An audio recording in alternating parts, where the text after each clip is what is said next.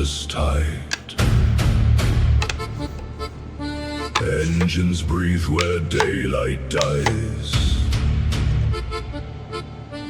Every hatch is sealed behind. Only duty fills my mind.